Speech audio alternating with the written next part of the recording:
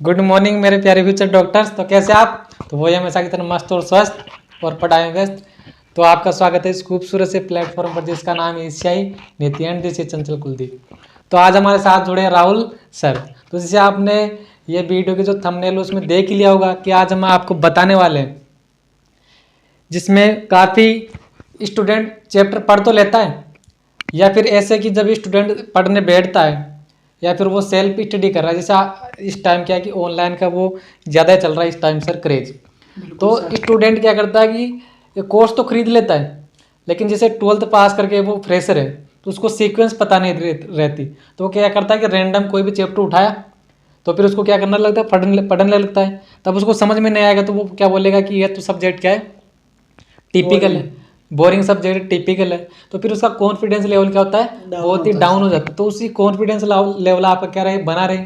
इसलिए आज हम आपको बताने जा रहे हैं केमिस्ट्री की जो जितने भी टॉपिक्स हैं, जिसमें 3 सब्जेक्ट आती है, फिजिकल, इनऑर्गेनिक और ऑर्गेनिक। तो उनको किस सीक्वेंस में पढ़ना है। लेकिन उससे पहले मैं आपको बता दूं कि आपके ये डाउट होगा कि इतने दिनों से वीडियो क्यों नहीं आ रही थी। तो वीडियो इसलिए नहीं, राहुल सर की वीडियो तो इसलिए नहीं आ रही थी कि क्या है कि नेट की काउंसलिंग चल रही थी।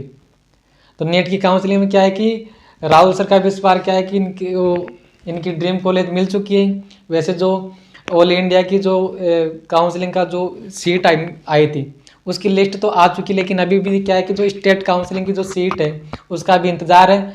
तो सर आपको सबसे पहले तो कॉन्ग्रेचुलेसन मेरी तरफ से। Thank you sir again. Sir ने बताया कि कारण बताया कि वीडियो क्यों नहीं आ पा रही थी, उससे इससे भी मेरा तो चलो काउंसलिंग के रीज़न से नहीं आ पा रही थी, लेकिन एक बहुत बड़ी दुख की बात है, लेकिन वो अब सोल्व हो चुकी है वो प्रॉब्लम। सर क्या हो गए थे, कोरोना पॉजिटिव आ चुके थे, जिसके कारण लगातार वो सफरिंग कर रहे थे इस पीड़ा से। तो वीडियो नहीं बना पा रहे थे हम, क्योंकि हमें सुरक्षा आपकी भी महत्वपूर्ण है और हमारी खुद की भी महत्वपूर्ण है, क्योंकि हम भी फैमिली के लिए सोचते हैं, आप भी अपनी फैमिली के लिए सोचते हो। जिस कारण से हम क्या कर रहे हैं कि ऑफलाइन भी जो क्लासें हैं वो कंडक्ट नहीं करवा पा रहे थे और ना ही ऑनलाइन वीडियो अपलोड कर पा रहे थे। लेकिन अब से हमारे यूट्यूब चैनल एशियाई नीति, सभी जानते इस नाम को, तो लगातार आपको वीडियो प्रोवाइड करवाएगा। नर्वस सिस्टम से रिलेटिव वीडियो आएगी, आगे कल अपलोड कर दी जाएगी। उससे पहले सर ने आपको बताया कि आज हम एक स्पेशल टॉपिक पर बात करना शुरू कर रहे हैं। ये काफ़ी इम्पोर्टेंट टॉपिक बन जाता है हमारे लिए, क्योंकि जब हम चाहे रिपीटर हो, फ्रेशर हो, चाहे ड्रॉप हो, मतलब कि जैसे किसी को ड्रॉप कॉलेज मिल रही थी, जैसे BMS BHMS, अन्य डेंटल BDS कुछ भी कॉलेजें मिल रही थी, लेकिन वो उनका सपना था कि मुझे मेरे नाम के आगे डॉक्टर के साथ साथ MBBS भी लगाना है। PG MS वो अलग बात है, वो तो लगा हो गई आप। लेकिन उस कारण से हम क्या कर रहे थे, वो वीडियो आपके लिए ला रहे हैं। लेकिन उसमें एक दिक्कत आती है, वीडियो तो हम अपलोड कर देंगे। आप मान लो कि आज वीडियो आप 1 महीने बाद आपको ये चैप्टर की नर्वस सिस्टम की ज़रूरत पड़ रही है, आपने पढ़ लिया। लेकिन उससे पहले यह होना ज़रूरी होता है कि हमें कौन सा टॉपिक पहले पढ़ना चाहिए। जैसे कि आपने नर्वस सिस्टम शुरू कर दिया, लेकिन नर्वस सिस्टम से मेरे हिसाब से पहले सर टिश्यू वाला चैप्टर पढ़ना चाहिए। सर अगर आप नर्वस सिस्टम पढ़ोगे, मान लो कि आपने एक्सरेटरी सिस्टम शुरू कर दिया, वहाँ पे बहुत सारे ऐसे बड़े बड़े नाम भी आते हैं, तो वो क्या करते हैं, टिश्यू कोरिलेट होते हैं, टिश्यू नाम चैप्टर होता है, उससे कोरिलेट होते हैं। तो एक क्या होता है कि अपन को ऐसे लगता है कि यार बर्डन हो गया, बोरिंग हो गई।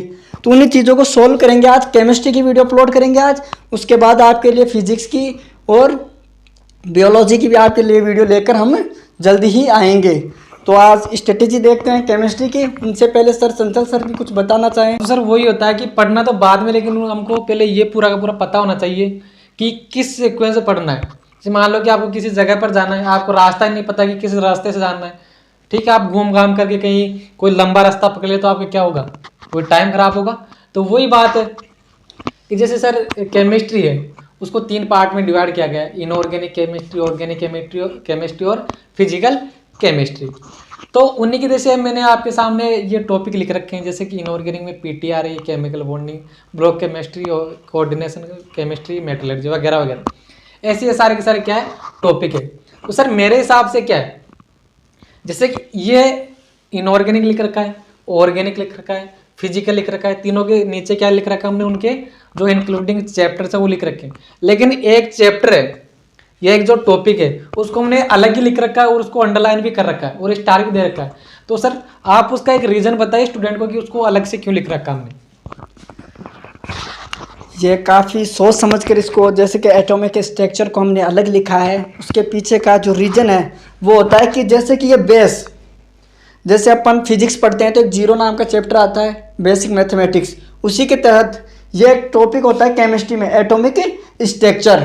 क्योंकि अपन ने मान लो ये टॉपिक लिया पीरियोडिक टेबल, जी सर, ठीक है, इसका 11th के एनसीईआरटी में अलग नाम दे रखा है, क्लासिफिकेशन ऑफ एलिमेंट्स ऐसे नाम दे रखा है, लेकिन हम बोलते हैं इसको पीरियोडिक टेबल। वही बात है, इसमें अंदर आते हैं क्या है एलिमेंट, और इसमें स्टडी किसकी कर रहे हैं एटम की, समझ गए आप। तो वही बात है इसमें। अब जैसे मान लो जब ब्लॉक केमिस्ट्री उठा ली मैंने, समझ गए, उसके अंदर SPDF ये ब्लॉक होते हैं। अब आपने मान लो कि ब्लॉक केमिस्ट्री गलती से उठा ली तो आपको पता ही नहीं कि SPDF ये क्या होगी, क्या चीज़ है ये।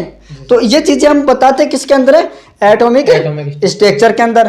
कोई भी आप एक टॉपिक ले लो जिसके अंदर हमें यही चीज़ें देखने को मिलती है। जैसे मैंने ले लिया कि मोल कंसेप्ट ले लिया जी, मोल कंसेप्ट ले लिया, मतलब कि मैंने क्या उठाया इसका केमिकल अर्थमेटिक उठाया। तो उसके अंदर क्या होते हैं एलिमेंट आते हैं, उनका मॉलिक्यूलर वेट आपको याद रखना होता है। अब इतना तो कम कुछ में अपन क्या करते हैं ऐसे निकालते हैं कि समानुपाती है या व्युत्क्रमानुपाती, वो संबंध से अपन निकाल लेते हैं। लेकिन अपन मान लो कि एटम पता चल गया मेरे एटम कौन सा है। जैसे सर कि मैं आपको एक बात बताना चाहूंगा कि जैसे कि हम केमिस्ट्री जब पढ़ते हैं हाँ। तो एलिमेंट के लेवल पर जाकर क्या करते हैं स्टडी, या फिर एटम के लेवल पर जाकर बिल्कुल सर स्टडी। तो वही बात है कि हमको जब केमिस्ट्री पढ़नी है एटम के लेवल पर तो उसको शुरू भी एटम। हाँ बिल्कुल सर, आप चाहे एक पर्टिकुलर टॉपिक चैप्टर से भी देख सकते हैं इस चीज को। जैसे इसमें एक और क्या रनिंग करो आप। जैसे इसमें क्या है स्टूडेंट को मैं बताना चाहूंगा कि इस चैप्टर की जैसे अलग अलग पार्ट्स है, लेकिन जब आप इसके चैप्टर के आखिरी में आते हो ना, चैप्टर का जो आखिरी पोर्शन है, तो वहां पर आपको एक टॉपिक पढ़ने मिलता है जिसका नाम होता है क्वांटम नंबर्स। जी सर, तो वो ये एटॉमिक स्ट्रक्चर से पहले वाला तो जैसे कि इतना क्या कि इतना परेशान नहीं करता सर, लेकिन जो क्वांटम नंबर वाला जो टॉपिक होता है वो बहुत ही स्टूडेंट को क्या करता है परेशान करता है। कॉन्फ़िगरेशन वाला टॉपिक जैसे हाँ, जैसे सर किसी के सामने आ गया कि sp3d लिखा हुआ गया तो उसको पता नहीं कि s क्या है, p क्या है, d क्या है, ये क्लासिफिकेशन किस आधार पर किया गया। उसके बाद तो हमें ब्लॉक केमिस्ट्री शुरू करनी होती है। जी सर, क्योंकि ब्लॉक तब पता चलेगा ना ब्लॉक कहाँ से आए।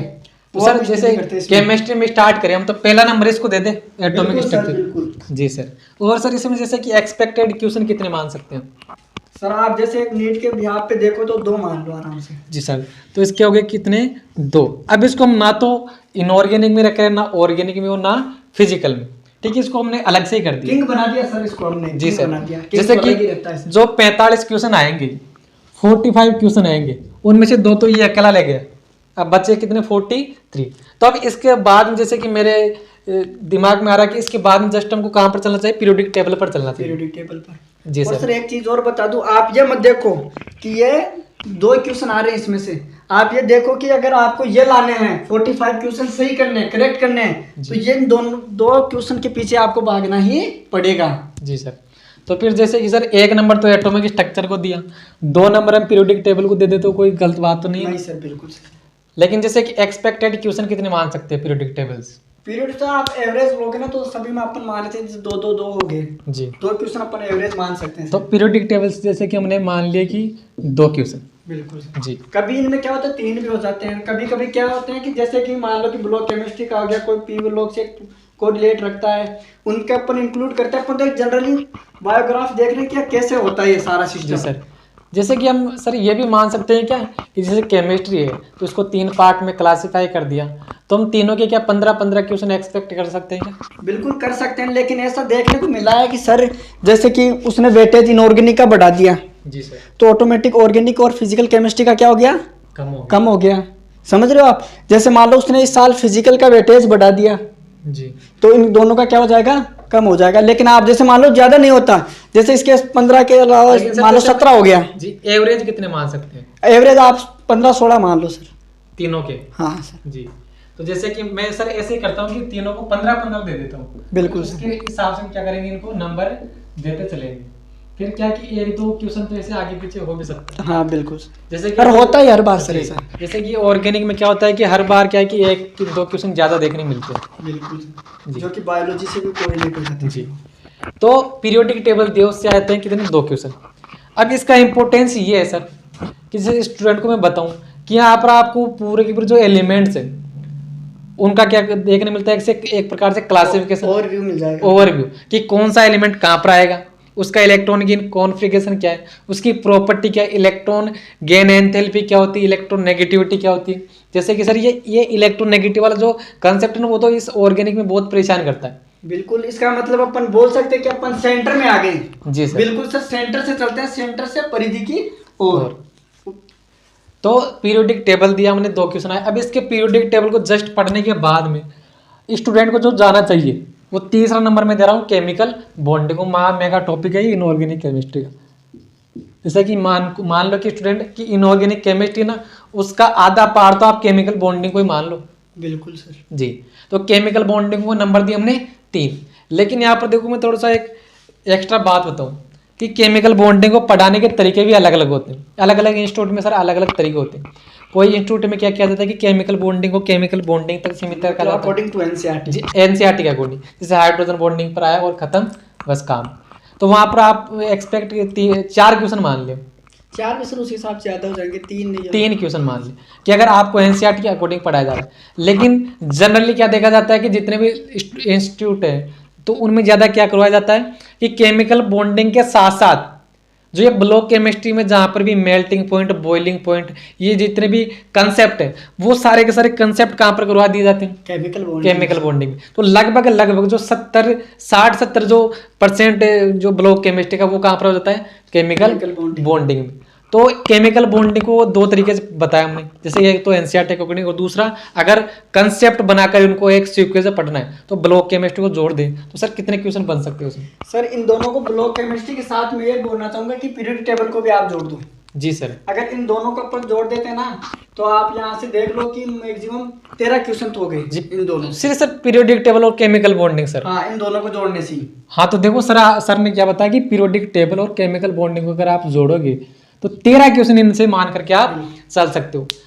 तो सर इसके बाद जो ये ब्लॉक केमिस्ट्री बची जिसमें S block, P block, D block, F block, तो फिर उसमें क्या क्या पढ़ना बाकी रह जाता है? जैसे सर इनमें जैसे कुछ थ्योरेटिकल लाइन होती है, मैक्सिमम इंस्टीट्यूट जो नामी इंस्टीट्यूट होते हैं उनके अच्छे सुंदर मॉड्यूल होते हैं, उनमें वो क्या करवाते हैं कि जैसे मैक्सिमम पोर्शन इन दोनों में कंप्लीट करवा दिया। फिर उसके बाद जैसे हाइड्रोजन आ गया, हाइड्रोजन में कैसे मान लो कि कोई अच्छे इंस्टीट्यूट की बात करें तो पीरियोडिक टेबल में हाइड्रोजन के मैक्सिमम चीजें करवा देते हैं। इनकी बचती है रिएक्शंस, जो बच्चों को याद भी नहीं होती जी, और शायद क्वेश्चन कम आते हैं, शायद बहुत ही कम आते हैं। आप जैसे मान लो इनकी रिएक्शन को रिलेट होकर आती है, जब एक टॉपिक लगा रखा है हमने अलग से रेडॉक्स रिएक्शन, तो इनको इस रेडॉक्स रिएक्शन को पढ़ने के लिए इनको क्या करना पड़ता है अलग से। तो मतलब कि अगर आप यह पढ़ लोगे ना तो मैक्सिमम काम आपका इन दोनों में ही टेबल पढ़ा, केमिकल बॉन्डिंग, हाँ मैक्सिमम काम होगा। बाद में सिर्फ इतना ही करना है कि ब्लॉक केमिस्ट्री में एनसीईआरटी की रीडिंग बची है, उसमें भी रीडिंग लगाने का क्या तरीका होता है।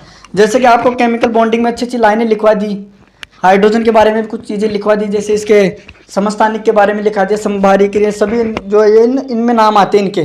तो धीरे धीरे यहाँ चीज़ें कंप्लीट हो जाती हैं, कुछ बच गया वो यहाँ पे कंप्लीट हो जाता है, लगभग हाइड्रोजन कंप्लीट ही हो जाती है। बाकी बचा कौन सी, एनसीईआरटी की लाइनें और प्रिपरेशन मेथड। लेकिन सर एक स्टूडेंट थोड़ी सी एक गलती कर देते हैं कि क्या गलती करते हैं कि जैसे कि पीरियोडिक टेबल पढ़ी, केमिकल बॉन्डिंग पढ़ी, तब वो यह सोचते हैं कि यार ब्लॉक केमिस्ट्री को तो क्या कि थ्योरेटिकल पोर्शन तो बाद में पढ़ लेंगे, लास्ट में पढ़ेंगे। तो लास्ट में पढ़ना या फिर जस्ट केमिकल बॉन्डिंग खत्म करने के बाद? अगर आप चाहते हो कि आपकी इनऑर्गेनिक जैसे कि 70-80% कंप्लीट हो गई, आप 100% कंप्लीट करना चाहते हो ना, 100 क्या 95%, 95% कंप्लीट करना चाहते हो, तो आपको क्या करना पड़ेगा, इसके जस्ट बाद ही आपको इसको क्या करना पड़ेगा, लर्न करना पड़ेगा।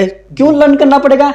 क्योंकि जो मेथड होते हैं, जो बेसिक सिखाया जाता है वो इन दोनों में आ जाता है। उसके बाद आपको मान लो कि एक टॉपिक को पढ़ने में 5 मिनट लग रही है तो 5 मिनट में ही खत्म हो जाएगा। हाँ सर, जैसे कि एप्लीकेशन यहाँ पर बता दी, हाँ। अब उसको यहाँ पर जैसे कि क्वेश्चन किस तरह से सोल्व करने हैं, एनसीईआरटी में किस तरह से क्वेश्चन, एनसीईआरटी के बेस पे यहाँ पे क्वेश्चन सोल्व हो जाते हैं। और उसके बाद इसमें कुछ बचता ही नहीं सर, जैसे आप देखना चाहो ना, याद करना चाहो तो उसके बिहार पे तो कुछ चीजें बचती ही नहीं। बस आपको बचता है कि जो ब्लॉक केमिस्ट्री की कौन सी रिएक्शंस होती हैं, इनऑर्गेनिक की रिएक्शंस होती है, बच्चों को काफ़ी डिफिकल्ट लगती है, उनमें आपको अपना दिमाग नहीं चलाना है, उनको बस बार बार आप देखते जाओ, जैसे टाइम मिलता है 5-10 मिनट 5-10 मिनट, क्योंकि ये ऐसे नहीं है कि जल्दी से हो गई पीरियोडिक टेबल और केमिकल बॉन्डिंग।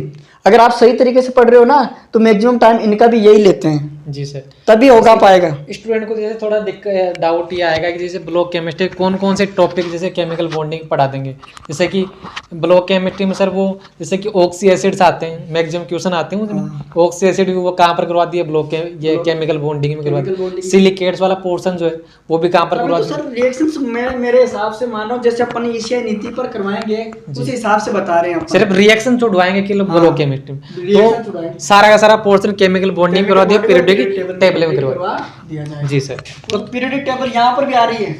जी सर। तो अभी इसके बाद में ब्लॉक केमिस्ट्री के बाद में जो अगला टॉपिक है कोऑर्डिनेशन बचा और मेटलर्जी, तो कौन सा पढ़ना चाहिए सर? सर मेरे हिसाब से जैसे कि बच्चा क्या करता है, जैसे 11th में होता है तो कोऑर्डिनेशन केमिस्ट्री का ये आ गया 12th के अंदर चैप्टर, मेटलर्जी आ गया 12th के अंदर चैप्टर।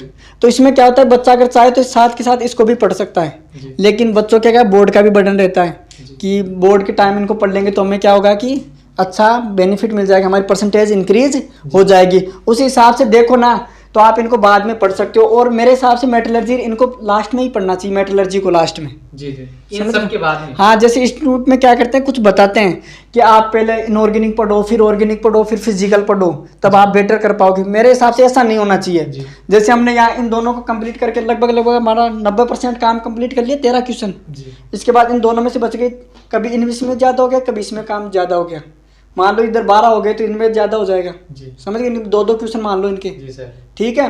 अब इनमें क्या होता है, मेटलर्जी में ज़्यादा रट्टाफिकेशन हो जाता है। जी सर। और जैसे इनमें अपन रिएक्शंस को भी अगर लर्न करें तो फिर रट्टाफिकेशन हो गया, याद करने वाला हो गया। तो बच्चों के क्या होता है कि एग्जाम तक इतनी चीज़ें याद नहीं रह पाती।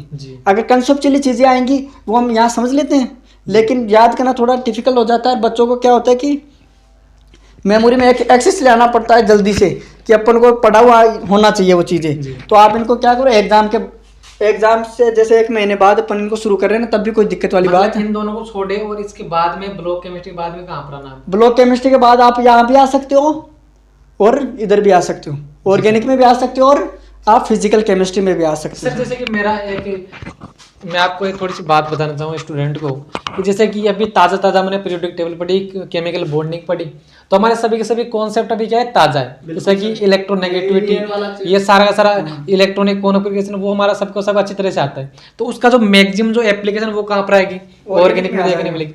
तो अब आपको क्या करना है, कोऑर्डिनेशन और मेटलर्जी को छोड़ना है, उसके बाद में जस्ट कहाँ पर आना है सर, ऑर्गेनिक केमिस्ट्री पर आ जाओ। सर सजेस्ट कर रहे हैं, मैं भी सजेस्ट कर रहा हूँ और बिल्कुल सही सजेस्ट कर रहे हैं आप सभी को, क्योंकि ऑर्गेनिक केमिस्ट्री पर जो एप्लीकेशन होगी ना, जैसे कि धात्विक गुण, अधात्विक गुण, ये भी चलते हैं इनमें, यहाँ पढ़ लोगे, यहाँ पे आपको कोई दिक्कत प्रॉब्लम भी नहीं क्रिएट होगी।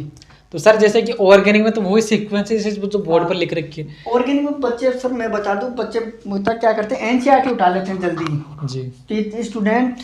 स्टूडेंट यानी बच्चों को क्या बताया जाता है कि आप ऑर्गेनिक में एनसीईआरटी क्या करो, पढ़ा करो आप। तो बच्चे क्या करते हैं, पहले दिन से एनसीईआरटी उठा लेते हैं, उनको पता नहीं चलता। जैसे ये आईपीसी, ये अपने इस सीक्वेंस से बना रखा है ना, एनसीईआरटी में इनका नाम ऐसे नहीं दे रखा जी। जैसे हाइड्रोकार्बन नाम दे दिया, ऐसे अलग अलग नाम दे रखे हैं। तो बच्चा क्या करता है, जैसे कि मान लो कि अपन को हाइड्रोकार्बन का नेमिंग सीखनी है, हाइड्रोकार्बन की हमें क्या सीखनी है, नेमिंग। तो बच्चे क्या करेंगे, फिर हाइड्रोकार्बन की नेमिंग सीखेंगे, फिर वापस नया उसके आगे को मान लो कि हाइड्रोकार्बन के रिएक्शन आ गए। ऐसे करना है कि हमको पहले पूरी ऑर्गेनिक पढ़नी है, हाँ, उसके बाद में एनसीईआरटी पे जाना है। और जैसे कोई आ गई नेमिंग रिएक्शन आ गई, उसके हम सॉल्यूशन बताएंगे। यहाँ पर सर ने लिखा होगा सिंथेटिक इंपोर्टेंस ऑफ रिएक्शंस, इसके अंदर आपको बताया जाएगा। तो ये सीक्वेंस लिख रखा है यहाँ पर कि आईयूपीएसी, फिर जीओसी फर्स्ट, आइसोमेरिज्म सेकंड, और synthetic importance of reactions, biomolecules, polymer, chemistry in everyday life और एनवायरमेंटल केमिस्ट्री। इस हिसाब से पढ़ना है। और सर कुछ आप चंचल सर अपनी तरफ से भी बता सकते हैं कि और कुछ आप करना चाहो चेंज वो कर सकते हैं। ऑर्गेनिक हम एक्सपेक्ट कर सकते हैं, जैसे कि 15 क्वेश्चन में मान लिया तो पहले पढ़ना है आईयूपीएसी, उसके बाद में जीओसी मतलब जनरल ऑर्गेनिक केमिस्ट्री फर्स्ट। हाँ, और सर जैसे नीट का पैटर्न जिस तरीके से चेंज हुआ है अचानक 19 के बाद का बता रहा हूँ, उनमें क्या हो गया कि जैसे आईयूपीएसी हो गई, इसमें भी कन्फर्म क्वेश्चन हो गया, इसमें भी कन्फर्म क्वेश्चन हो गया। और ऐसा बताया क्या जा रहा है, अपने पेपर से एनालिसिस करके हमने अनुभव किया है कि एक एक टॉपिक आपके लिए क्या हो जाता है, महत्वपूर्ण हो जाता है, इंपॉर्टेंट हो जाता है। तो आपको क्या करना है, कुछ टीचर्स बताते हैं कि आप इनको टाइम कम दो, आईपीसी को और आइसोमेरिज्म को इनको टाइम कम दो।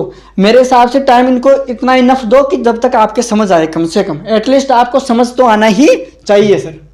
तो सर जीओसी फर्स्ट में जैसे कि आपको इफेक्ट्स पढ़ाए जाते हैं, जैसे कि रेजोनेंस वगैरह, वो सारे सारे पूरी ऑर्गेनिक केमिस्ट्री में घूमते हैं। फिर अगर आप जीओसी को नहीं पढ़ोगे तो आपको कुछ भी समझ नहीं आएगा। फिर अगर आपने आईयूपीएसी अच्छी तरीके से स्टडी कर ली ना, उसके बाद एनसीईआरटी में शुरू में क्या सभी की आईयूपीएसी दे रखी है जी, उनको फिर आपको क्वेश्चन ही सोल्व करना होगा। जैसे कि सर, जैसे कि जनरली क्या होता है कि आईयूपीएसी के बाद में आइसोमेरिज्म स्टार्ट कर दी जाती है, तो हम आइसोमेरिज्म को क्यों नहीं ले सकते? जैसे सर आप चाहो तो ले सकते हो, कोई प्रॉब्लम नहीं, आइसोमेरिज्म को ले सकते हो, जीओसी फर्स्ट को, लेकिन ये सीक्वेंस काफी एक सोच समझ के बनाया है। जैसे कि सर क्या होता है कि आइसोमेरिज्म में जैसे कि कुछ जगह पर आपको जीओसी की भी एप्लीकेशन देखने मिलती है, जैसे कि एक टोटोमेरिज्म आ गया, तो फिर वो टीचर ऐसे बोलते हैं कि टोटोमेरिज्म को छोड़ दो, आप जीओसी में पढ़ेंगे। तो इससे अच्छा तो है कि जीओसी फर्स्ट को पहले पढ़ ले, आइसोमेरिज्म को बाद में पढ़े। फिर आपको क्या करना पड़ेगा, आपको याद रखना पड़ेगा कि टोटोमेरिज्म अपन को कहाँ पढ़नी होती है, और बच्चों को क्या फील लगता है कि ये इनकम्प्लीट रह गई जी। आइसोमेरिज्म क्या रह गई, बच्चों को ऐसे लगता है कि आइसोमेरिज्म इनकम्प्लीट रह गई। और जैसे कोई टीचर ऐसे बोल देता है ना कि आपकी यहाँ पे जैसे केमिकल बॉन्डिंग खत्म होते ही बोलता है कि 70-80% आपकी केमिकल बॉन्डिंग खत्म हो गई, फिर बच्चों को ऐसा लगता है कि यार 20% कहाँ रह गई, ये कंप्लीट कर लोगे तो आपकी 20% भी कंप्लीट हो जाएगी जी। ये तीनों टॉपिक यहाँ से, उसके बाद क्या होता है, इनमें भी ऐसे ही होता है कि आइसोमेरिज्म के अंदर टोटोमेरिज्म आ गई, टाइप होती है टोटोमेरिज्म आ गई, तो फिर बच्चों के रहता है कि यार टोटोमेरिज्म तो अपन को जीओसी फर्स्ट में पढ़ाएंगे। बच्चे फिर तब तक पढ़ के आते हैं, उसकी एप्लीकेशन पढ़ के आते हैं कि आइसोमेरिज्म क्या है, कि फंक्शनल ग्रुप समान होना चाहिए, स्ट्रक्चर समान होना चाहिए, अलग अलग पैटर्न पर अलग अलग तरीके से होते हैं, इनके टाइप्स होते हैं, फिर बच्चों वापस इनको पढ़ना पड़ता है अगर यह टोटोमेरिज्म पढ़ते हैं तब। तो IUPAC GOC first, isomerism GOC second, जिसको रिएक्शन मैकेनिज्म में बोलते हैं। बिल्कुल। लेकिन जैसे क्या होता है कि ऑर्गेनिक में बहुत ही कंफ्यूज, अगर स्टूडेंट अगर सेल्फ स्टडी करेगा ना तो वो बहुत ही क्या कर हो जाएगा, उसके क्वेश्चन भी नहीं बनेंगे। जैसे क्या उसने क्या किया कि ये जीओसी पढ़ ली, उसके बाद जैसे हाइड्रोकार्बन को अलग पढ़ रहा है, हेलो एल्कोन को अलग पढ़ रहा है, एल्कोर फिनोल ईथर को क्या कर रहा है, अलग पढ़ रहा है, तो उसका बहुत ही लंबा टाइम चला जाएगा। तभी तो हमने रखा है कि आप एनसीईआरटी को बाद में लर्न करो जी। फिर उनको आप यहाँ से जोड़ो, अपने माइंड में क्लिक कराओ कि ये चीज मैंने तो जीओसी फर्स्ट में देख ली थी, ये सेकंड में देख लिया, मतलब रिएक्शन मैकेनिज्म में ये देख लिया मैंने, समझ गए। तो इनको लास्ट में अपन को क्या करना होता है, स्टडी करनी होती है एनसीईआरटी। सर अगर इससे ये ऑर्गेनिक में अगर स्टूडेंट को अगर सही डायरेक्शन ना मिले तो ये तो स्टूडेंट को बहुत ही काफी खतरनाक साबित हो सकती है, पजल्ट हो जाता है बच्चा इसमें काफी, और उसको ऐसा लगता है कि ऑर्गेनिक रटने के अलावा कुछ नहीं है जी।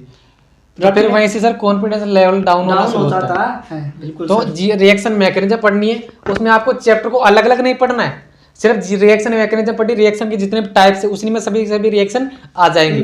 तो जितने भी चैप्टर है उनकी रिएक्शन टाइप्स यहीं पर आ जाएगी। फिर उसके बाद जो जितने भी रिएक्शन बचती है नेम रिएक्शन, वो यहाँ पर सिंथेटिक इंपोर्टेंस ऑफ रिएक्शन में आपको करवा दी जाएगी। तो यहाँ पर मैक्सिमम पोर्शन आपका रिएक्शन वाला क्या हुआ, खत्म। अब उसके बाद में क्या सर, मूवी स्टार्ट होती है। सर उसके बाद देखो सर ने यहाँ तक अपन का मैक्सिमम काम ऑर्गेनिक केमिस्ट्री का खत्म कर दिया है। उसके बाद जैसे biomolecules, polymer, chemistry in everyday life और एनवायरमेंटल केमिस्ट्री। अच्छा एक छोटी सी बात बोलना। बिल्कुल सर। जैसे कि रिएक्शन में ये सिंथेटिक इंपोर्टेंस ऑफ रिएक्शन खत्म किया, मतलब जितना भी टिपिकल पोर्शन था वो खत्म कर लिया, तो स्टूडेंट को क्या लगता है कि ऑर्गेनिक खत्म होगी।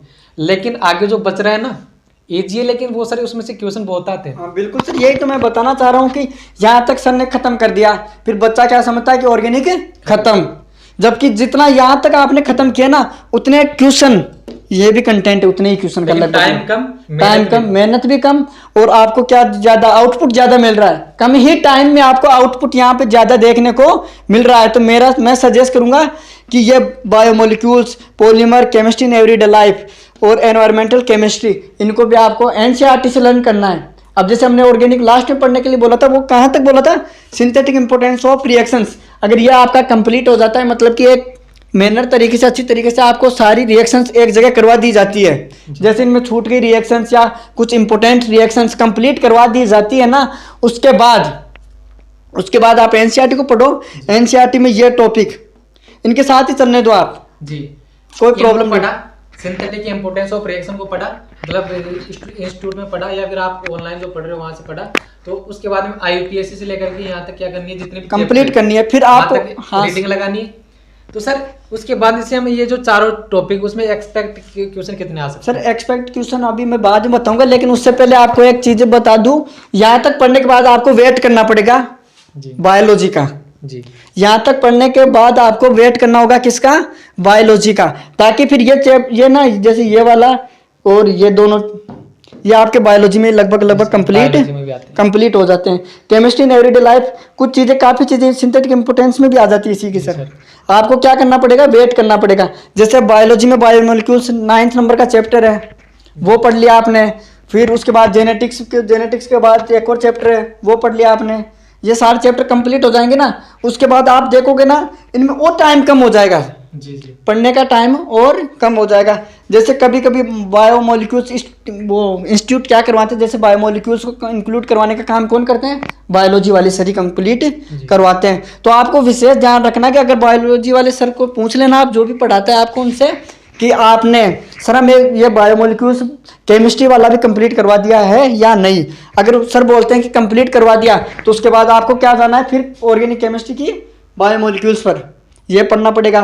फिर पॉलीमर, समझ गए। इसकी जैसे पॉलीमर में एक पैटर्न होता है, मैक्सिमम चीज़ें क्या होती हैं कि टीचर इनके बाद ही करवा देता है, 1-2 पेज का होता है वो इनके साथ ही करवा देते हैं। फिर बच्चे धीरे धीरे पजल्ट हो जाते हैं कि सर हमने तो ये तो पढ़ लिया, अब क्या जो सर ने बताया वो इसमें पॉलीमर खत्म हो गया, उसमें ही नहीं खत्म होता। उसके बाद एनसीईआरटी को भी आपको क्या करना पड़ता है, लर्न करना पड़ता है।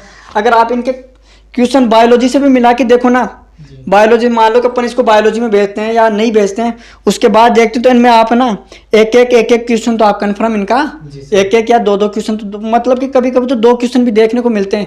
जैसे कभी कभी हाइड्रोजन में भी 2 क्वेश्चन देखने को मिल जाते हैं, काफ़ी छोटा टॉपिक होता है उसके बाद भी।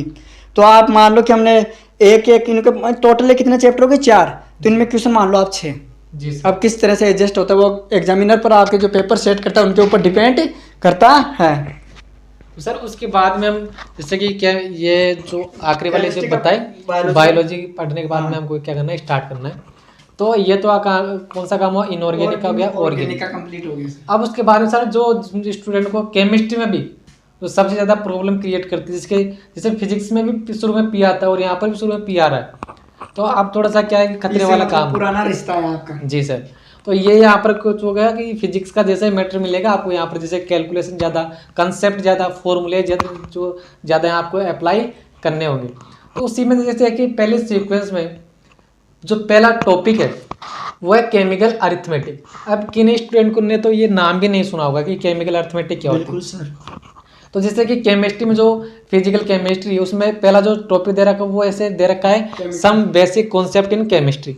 लेकिन जैसे कि मैं आपको बता रहा हूँ केमिकल अरिथमेटिक, अब केमिकल अरिथमेटिक में भी कौन कौन से टॉपिक आते हैं, जैसे कि mole concept, stoichiometry, equivalent weight, concentration term, redox reaction और हाउ टू रिएक्ट एलिमेंट, इसमें जैसे कुछ लॉज आते हैं। हाँ बिल्कुल सर। जी, तो ये केमिकल अरिथमेटिक में ये सारे के सारे टॉपिक क्या होते हैं, इन्वॉल्व होते हैं। एक चीज एक और बता दूं, इसमें क्या होता है, जैसे यहाँ अगर ये टॉपिक पढ़ाते हैं ना, इस टॉपिक की खास बात ये होती है कि आप अगर यहाँ से टॉपिक ये पढ़ लेते हो तो उसके बाद स्टेट ऑफ मैटर, ये टॉपिक क्या हो जाता है, मैक्सिमम कंप्लीट। खास बात इस टॉपिक की खास बात होती है, मैक्सिमम टॉपिक यहीं कंप्लीट हो जाता है और आपको इसी पैटर्न से पढ़ना है।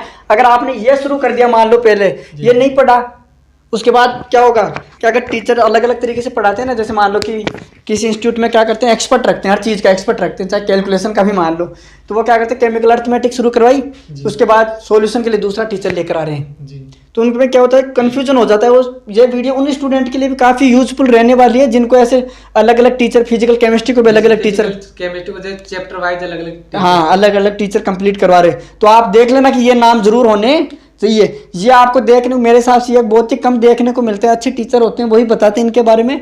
केमिकल अरिथमेटिक, इनको नाम लगवाते हैं क्या है, मोल कंसेप्ट, मोल कंसेप्ट लगवाते हैं और बाकी सारा इसी में कंप्लीट करवा देते हैं सर। तो सर जैसे कि ये पूरा का पूरा सीक्वेंस ये फॉलो करना है, उसके बाद में जैसे कि ये कंसंट्रेशन टर्म आती है, रिडॉक्स रिएक्शन आती है, खास करके ये दोनों जो टॉपिक है इनकी एप्लीकेशन आपको कहाँ पर देखने मिलेगी, सॉल्यूशन और इलेक्ट्रो केमिस्ट्री। मैंने बताया ना कि ये एक सीक्वेंस ही फॉलो करना है आपको।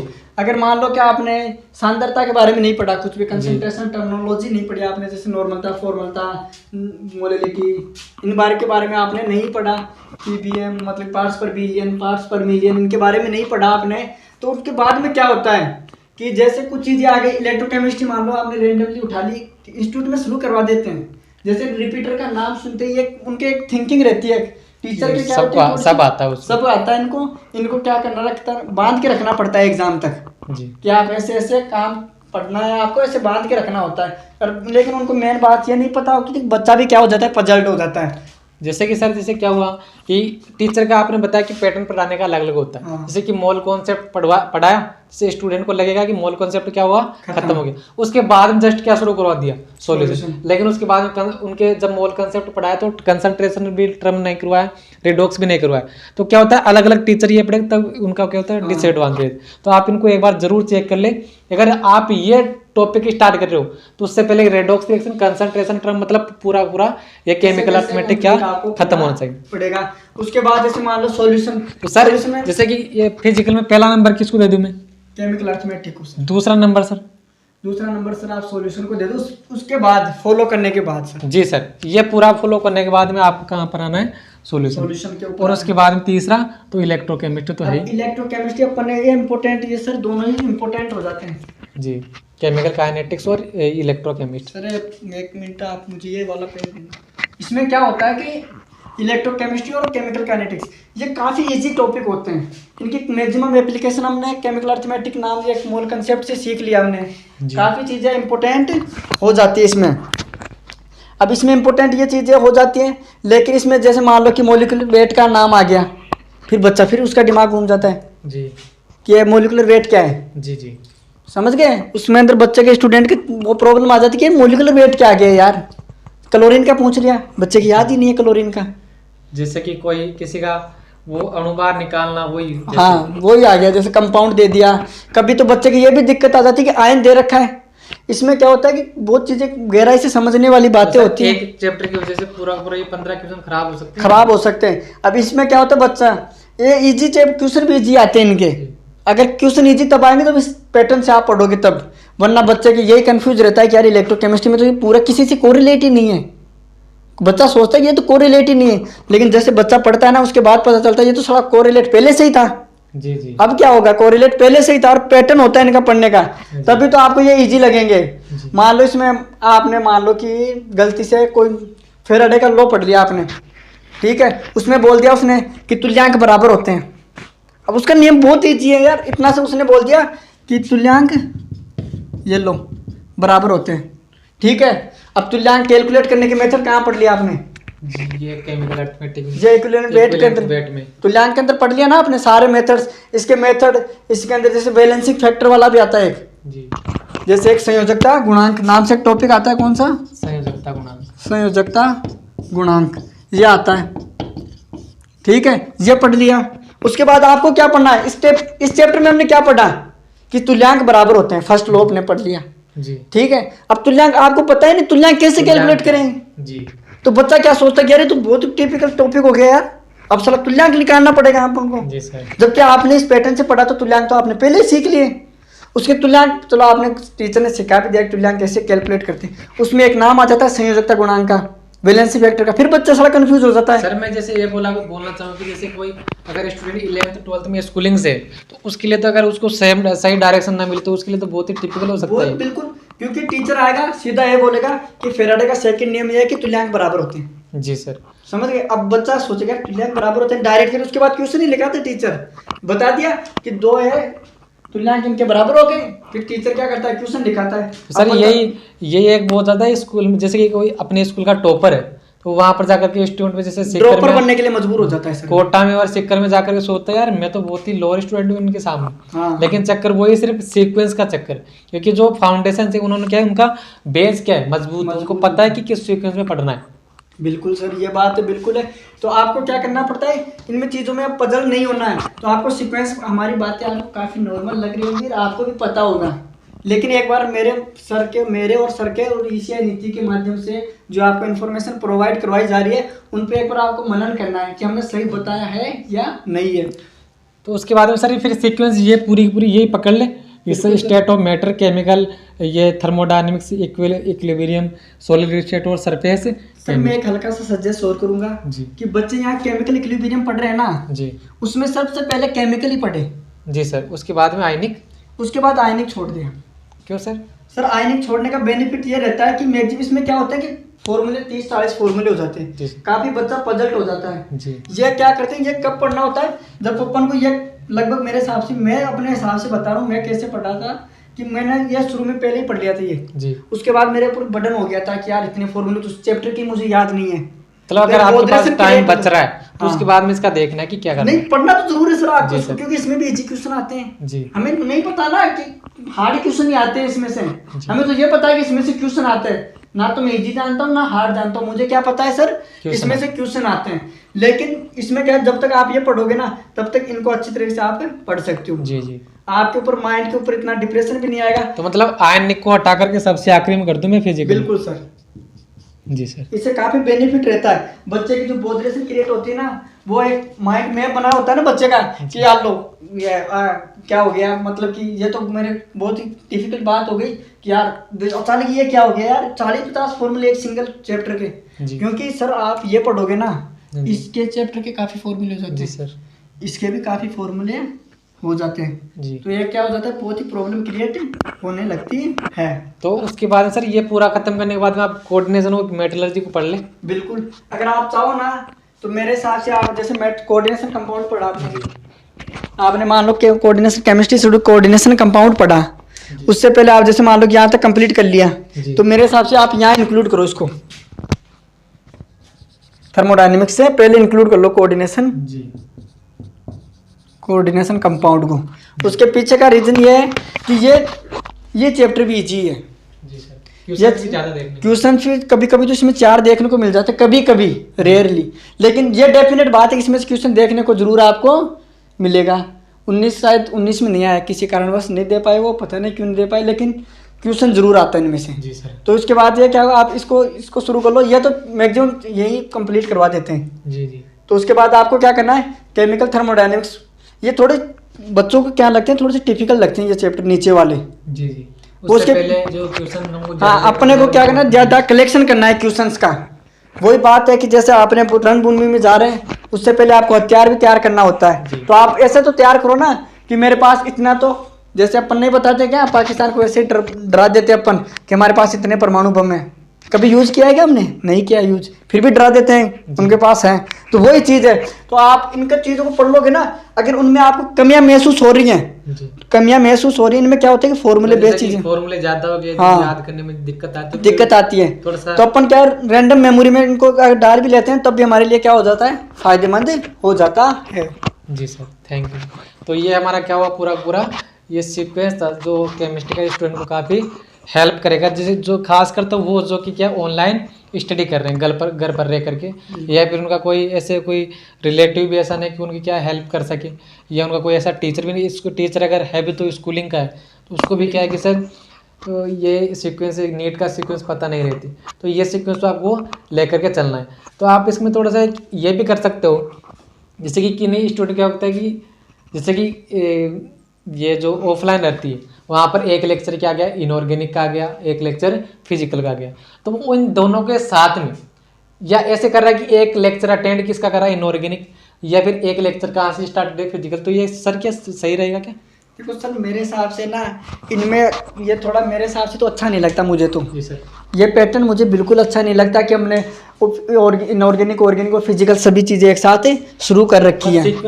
सीक्वेंस से हमारे अकॉर्डिंग ये बेस्ट सीक्वेंस है, काफी मनन करके। हम ये कर सकते हैं कि जैसे कि कोई पीरियोडिक टेबल पढ़ रहा है तो वो एक लेक्चर की बजाय 2 लेक्चर अटेंड कर सकता है क्या, अगर वो अकेले स्टार्ट कर रखे है? हाँ, ये कर सकता है वो जी, क्योंकि जब अपन जाते हैं 11th वाला बच्चा ना करे ये बिल्कुल भी, 11th वाला बच्चा तो एक ही, आप चाहो तो यार बायोलॉजी में बढ़ा दो ना, उधर क्या प्रॉब्लम है। जैसे लेक्चर आपने फिक्स कर रखा है कि लेक्चर कम से, अगर आपको नीट करेक्ट करनी है, मतलब कि आप जैसे 98, 99 चैप्टर मानते तो आप मान लो कि 100 हो गए जी, वो 100, 98, वो 98 ये कैसे हो जाते हैं, वो इनकी वजह से हो जाते हैं। कोई इनको अलग ही मोल कंसेप्ट को अलग ही चैप्टर बता रहा है, कोई इनको अलग चैप्टर बता रहा है, इसके हिसाब से हो जाते हैं। तो आपको क्या करना है, 100 चैप्टर करवाने हैं कंप्लीट। तो सर डेली के कम से कम कितने लेक्चर ले सकते हैं ऑनलाइन वाले बच्चे? मेरे हिसाब से ऑनलाइन बच्चे अगर 1 घंटे का ले रहे हैं तो वो ज़्यादा से ज़्यादा 3 घंटे, मतलब 3 घंटे का ले सकते हैं, मतलब 3 क्लासें ले सकती हैं, लेकिन 3 क्लासों से आपका काम नहीं होगा। आपको क्लास कम से कम करनी पड़ेगी 4, और टाइम ड्यूरेशन भी थोड़ा सा आपको क्या करना पड़ेगा, बढ़ाना पड़ेगा, क्योंकि बच्चे के सामने वो भी होता है कि नोट्स भी बनाना होता है। नोट्स इम्पोर्टेंट जी सर, नोट्स इम्पोर्टेंट, क्योंकि बच्चे क्या करते हैं, ऑनलाइन का नाम सुनने ही ऑनलाइन का स्क्रीनशॉट ले लेते हैं सर। स्क्रीनशॉट टीचर ने पढ़ा है, यहाँ लिख दिया, टीचर भी बोल देता है कि ये लो में हट गया साइड में, आप इनका स्क्रीनशॉट ले लो। चलो मान लिया आपने स्क्रीनशॉट ले लिया, लेकिन जैसे आप इतने ज़्यादा टाइम तक, लॉन्ग टाइम तक हम स्क्रीन के सामने भी नहीं रह सकते सर, नहीं रह सकते। ये कॉमन सी बात है, ज़्यादा टाइम तक अपन स्क्रीन के सामने भी नहीं रह सकते। तो आपको क्या करना पड़ेगा, इसका तो आप ले सकते हो, इसका स्क्रीनशॉट ले सकते हो, कोई प्रॉब्लम नहीं है। जैसे कि जो मजा कॉपी में पढ़ने पर आता है, पेन रगड़ने पर, कागज पर जो पेन चलाने पर जो मजा आता है ना, बिल्कुल वो स्क्रीनशॉट में नहीं आता। बिल्कुल नहीं आता, बिल्कुल भी नहीं आता। जैसे वही बात, जब अपन एक तो स्लाइड से पढ़े जी, और एक अपन जैसे अपन ये व्हाइट व्हाइट बोर्ड का यूज कर रखा है, तो बेस्ट मेथड कौन सा होता है, व्हाइट बोर्ड का। लेकिन कुछ टॉपिक ऐसे होते हैं कि जिनको हमें मजबूरी में स्लाइड के ऊपर जाना पड़ता है। अब जैसे कि कोई टीचर है, इसके मान लो कि इसने बायोमोलिक्यूल्स केमिस्ट्री में कंप्लीट, वो बायोलॉजी में कंप्लीट करवा दिया, उसके बाद भी कोई टीचर है कि वो अपने हिसाब से अलग से कंप्लीट करा, पढ़ाना ही चाहता है, तो आप इनमें थोड़ा हल्का हल्का छोड़ दो, जो नई चीज़ आ गई उनको नोट डाउन कर सकते हो, इतना सा कर सकते हो। लेकिन आपको मेरे हिसाब से सजेस्ट रहेगा कि आप जो पैटर्न साथ के साथ नोट्स बनाना है, प्रॉपर्ली आपको पढ़ना है। 4 क्लास कम से कम 1 घंटे की मानो तो। चौथी क्लास कौन सी सब्जेक्ट की हो सकती है, बायोलॉजी की? वो बायोलॉजी तो मेरे हिसाब से बिल्कुल ही नहीं होनी चाहिए जी सर, क्योंकि बायोलॉजी में क्या रहता है कि बार बार यही क्वेश्चन उठता है कि एनसीईआरटी बेस आ गया, एनसीईआरटी बेस आ गया, एनसीईआरटी। बच्चे की तो माइंड थिंकिंग अलग सेट कर दी कि दिन में जो 2 क्लास आ रही है, तो वो 2 क्लास कौन से सब्जेक्ट की होनी चाहिए? जैसे 2 क्लास मान लो कि वो आपके अकॉर्डिंग डिमांड पे है कि आप क्या चाहते हो जी, समझ गए सर जी। आप जैसे मान लो कि आपने ऐसे सोचा कि यार मैं तो ऐसे करता हूँ कि मुझे तो केमिस्ट्री पहले ही खत्म करनी है, ये गलत पैटर्न होता है। आपने ऐसे सोच लिया कि मैक्सिमम बायोलॉजी का वेटेज होता है, तो बायोलॉजी की 2 क्लास आनी चाहिए, और वैसे बायोलॉजी की ही 2 क्लास आनी चाहिए। क्योंकि इनका अगर इनकी 1 क्लास भी आ रही है, अगर किसी टीचर ने 2 फॉर्मूले भी लिखवाए ना, तो आपकी फर्स्ट ड्यूटी बन जाती है उन 2 फॉर्मूलों को भी याद करना। जी सर, मतलब दिन में 2 लेक्चर बायोलॉजी की आनी चाहिए सर। जी सर। तो ये आज की अरे कुछ कंडीशन ऐसे आ गए, जैसे केमिस्ट्री में बायोमोलिक्यूल शुरू हो रखा है जी, तब आप इनकी क्या करो, केमिस्ट्री की 2 क्लास कर सकते हो इनमें, इन टॉपिक में। लेकिन मैक्सिमम तो आप बायोलॉजी की ही 2 क्लासें रखना, क्योंकि उनका वेटेज भी ज़्यादा रहता है। फिजिक्स केमिस्ट्री में तो डबल, मतलब कि उनका तो डबल ही है ना, फिजिक्स केमिस्ट्री दोनों का तो आपको क्या करना है कि केमिस्ट्री को और बायोलॉजी को और फिजिक्स को प्रॉपर टाइम देना है। जी सर। ये जो सीक्वेंस बताई, इसके बाद हम सीक्वेंस फिजिक्स की भी लेकर के आएंगे, बिल्कुल सर, बायोलॉजी की भी लेकर के आएंगे। अगर इसमें किसी बच्चे को डाउट है कि सर अगर मैंने मान लो कि कोऑर्डिनेशन कंपाउंड छोड़ दिया जी, किसी के डाउट है कि सर केमिकल थर्मोडायनेमिक्स छोड़ दी मैंने, केमिकल इक्विलिब्रियम छोड़ दिया मैंने, आयनिक इक्विलिब्रियम छोड़ दिया, तो सर मेरे साथ क्या घटित हो सकता है, क्या हो सकता है सर? मान लो कि मैंने सर मोल केमिकल अर्थमेटिक किसी कारणवश नहीं पढ़ा, अब मैं क्या करूं? तो उसके लिए भी एक अपन प्रॉब्लम सॉल्यूशन आप बताओगे, कमेंट सेक्शन में बताना क्या प्रॉब्लम है, तब हम आप उसको टॉपिक उस निकलने के लिए, उस पजल से निकलने के लिए उनमें भी कुछ टॉपिक बताएंगे कि जैसे केमिकल अर्थमेटिक किसी कारण से आप कंप्लीट नहीं पढ़ पा रहे, तो हम आपको ऐसे चीज़ें बताएंगे जिनसे आप ये समझ पाओ कि केमिकल अर्थमेटिक में 2 टॉपिक जो इंपॉर्टेंट है वो तो आप पढ़ लो और उनसे आप निकल सकते हो बाहर। जी सर, समझ गए? ये नहीं लगे कि अब ये पूरा पढ़ लिया, ये खराब हो गया। हाँ, ये खराब हो गया। मतलब कि आपको ये भी नहीं थिंकिंग रखनी है कि किसी कारणवश आप वीडियो लेट देख पाए, आपको समझ नहीं आया, आपने सोचा कि ये तो पढ़ा ही नहीं मैंने, वीडियो आप तक अभी तक बाद में पहुंची, हाँ, पढ़ने के बाद, ये पढ़ने के बाद पहुंची, तब भी आपको डरना नहीं है, घबराना भी नहीं है, आपको खुद पर विश्वास रखना है। और विश्वास इस तरीके से रखो कि यार मैंने मान लो कि ये बता दिया, सार्थकता टर्मिनोलॉजी बताई, समझ गए, उसके बाद इसकी एप्लीकेशन कहाँ पर आ गई, इलेक्ट्रोकेमिस्ट्री में आ गई मान लो कहीं पर, ठीक है। तो आपको क्या करना है, इलेक्ट्रोकेमिस्ट्री समझ नहीं आ रही ना, तो आप वापस बैठ जाओ यहाँ पर। जी सर, समझ रहे हो जी। इतना टाइम रहता है बच्चे की, 5-10 मिनट ब्रेक भी दे सकता है, तो उस यहाँ पर जाएगा, फिर वो वापस देखेगा ना यहाँ पर समझने के बाद, तो वो वापस आएगा, थोड़ा आगे पीछे हो सकता है, लेकिन वो यहाँ पर अच्छी तरह से इलेक्ट्रोकेमिस्ट्री को भी अच्छी तरह से अंडरस्टूड कर सकता है। तो सर ये आज का हमारा पूरा का पूरा बिल्कुल जी वो सीक्वेंस थी कि किस सीक्वेंस में आपको पढ़ना है। तो आपको आई होप कि राहुल सर के साथ और मेरे साथ आपको ये सीक्वेंस पढ़ने में मज़ा ही आया होगा, और आप ये सीक्वेंस आपको प्रॉपर फॉलो करनी है। तो मिलेंगे आगे, आप कोई भी कमेंट करके बताओ कि आपको कोई भी डाउट आ रहा है कि इस टाइम क्या होता है कि ये बीच का पीरियड आ गया सर एग्जाम का, और बीच का इम्पोर्टेंट बात जैसे कि सर मैं बताना चाहूँ, आप एक इन्फॉर्मेशन देना चाहूँ, जैसे कि नीट 2022 वाली नीट अब जो आएगी, कंडक्ट हो रही है, उसमें थोड़ी अभी बच्चों के दिमाग में यही हो रहा है कि यार डेट क्यों नहीं आ पा रही, डेट क्यों नहीं आ पा रही, उसका सेक्शन डिले हो चुका है 21 वाला भी, उसके कारण डेट नहीं आ पा रही। लेकिन आपको डेट की कोई चिंता नहीं करनी है। आपको कोई माइंड में ऐसा नहीं होना चाहिए कि डेट क्यों नहीं आ रही। सर मैं डेट यूट्यूब पर सर्च कर रहे हो कि डेट इतनी तारीख आ गई क्या, इतनी तारीख आज क्यों नहीं आई डेट, ऐसे आपको कुछ सर्च नहीं करना है। आपकी तो डेट उसी दिन आ जाएगी जिस दिन आपने ये सिलेबस कंप्लीट कर लिया। जी सर। क्योंकि उसके जस्ट 2 3 4 दिन 5 दिन का गैप रखकर आप ऐसे पैटर्न पेपर को इस तरह से बनाओ कि इनऑर्गेनिक का, ऑर्गेनिक का और फिजिकल का अकॉर्डिंग टू नीट बेस्ड जो लगातार 3 साल से आ रहा है ना, उसके बेस पर आपको क्या करना पड़ेगा, पेपर देने पड़ेंगे। तो उन पे आपको फोकस करना है कि ना कि डेट कब आएगी, डेट कब आएगी उसके ऊपर फोकस बिल्कुल नहीं करना। अरे वो तो एंटी एजेंसी कंडक्ट कराती है, उसकी परेशानी है ना, या आप कंडक्ट करा रहे हो, आप कुछ कंडक्ट नहीं करा रहे ना। आपके कोई माइंड में आना चाहिए ये बातें कि डेट क्यों नहीं आ रही। समझ के डेट आनी है, उस दिन आ जाएगी। जिस दिन डेट आएगी उस दिन जिस बच्चे ने सीक्वेंस से पढ़ लिया उसके लिए तो डेट 1 महीने बाद भी आएगी, तो वो तो मजे में रहेगा।